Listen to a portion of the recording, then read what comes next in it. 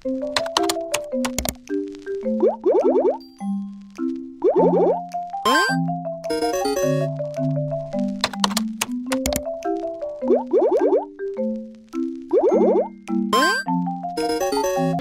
dan Assalamualaikum semua. Hari ini saya akan mengajar tentang wuduk. Tahukah kamu apakah maksud berwuduk? Wuduk dari segi bahasa bermaksud elok dan berseri. Sekarang saya akan menerangkan tentang rukun-rukun wuduk. Rukun yang pertama ialah niat. Sebelum mengambil wuduk, kita mestilah berniat kerana Allah. Rukun wuduk yang kedua ialah membasuh muka dan rukun yang ketiga ialah membasuh kedua-dua tangan hingga ke siku. Rukun yang keempat ialah menyapu sebahagian kepala dan membasuh kedua-dua kaki hingga ke buku lali.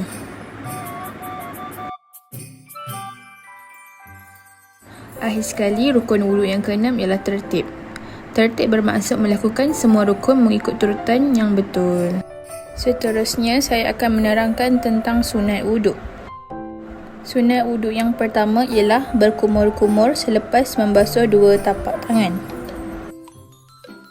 Sunat wuduk yang kedua pula ialah menyedut air ke dalam hidung, iaitu istinsyak, selepas berkumur-kumur. Sunat wuduk yang ketiga ialah menyapu ke seluruh kepala. Menyapu ke seluruh kepala dengan kedua-dua tangan. Sunat wuduk yang keempat iaitu menyelati janggut. Menyelati janggut dengan jari-jari tangan. Perkara ini dihaskan untuk lelaki sahaja. Sunat wuduk yang kelima, mu'allah, iaitu berturut-turut. Ini bermaksud setiap kali mengambil wuduk sebanyak 3 kali tanpa selang. Akhir sekali ialah tertib, iaitu melakukan semua rukun mengikut urutan yang betul. Assalamualaikum murid-murid semua.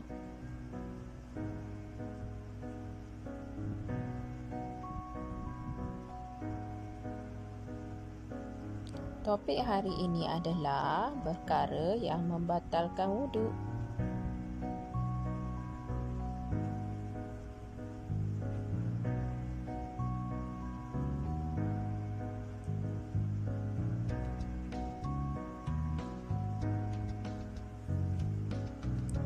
Ada 5 perkara yang boleh membatalkan wuduk. Yang pertama, tidur yang tidak tetap punggung.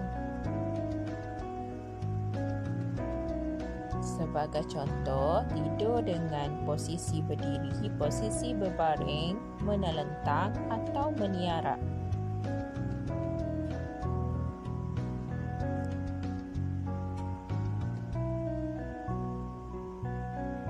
Kedua, keluar sesuatu daripada kubul dan dubur. Contohnya, keluar angin, buang air besar dan kecil.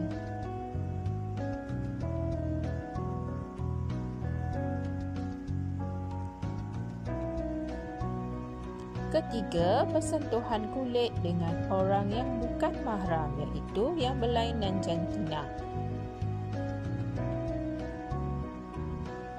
Contohnya, doktor dan pesakit berlainan jantina bersentuhan kerana rawatan. Keempat, hilang akal seperti mabuk, pitam atau gila.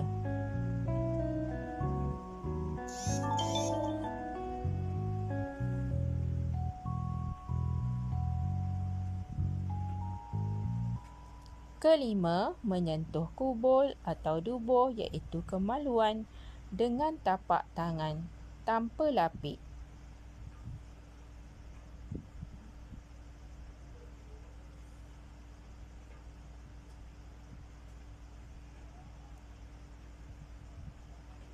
Oleh itu, 5 perkara yang disebutkan tadi akan menyebabkan batal wuduk dan solat tidak sah. Kita hendaklah mengambil wuduk semula. Terima kasih semua. Hai, Assalamualaikum dan selamat petang. Hari ini kita akan belajar tentang cara-cara berwuduk. Pada suatu hari, saya pergi ke masjid untuk mendirikan solat Zuhur. Sebaik sahaja sampai di masjid, saya menuju ke tempat mengambil wuduk terlebih dahulu. Kemudian, saya membaca niat mengambil wuduk.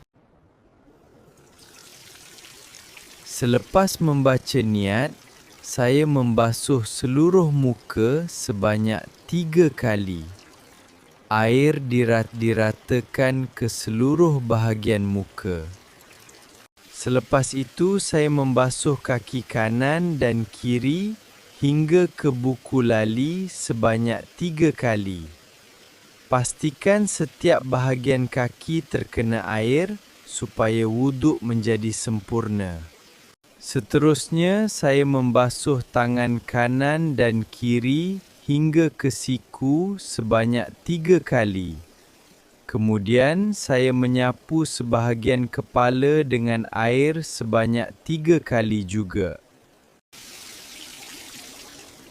Akhir sekali, semua langkah wuduk hendaklah dilakukan secara tertib, iaitu mengikut turutan yang betul.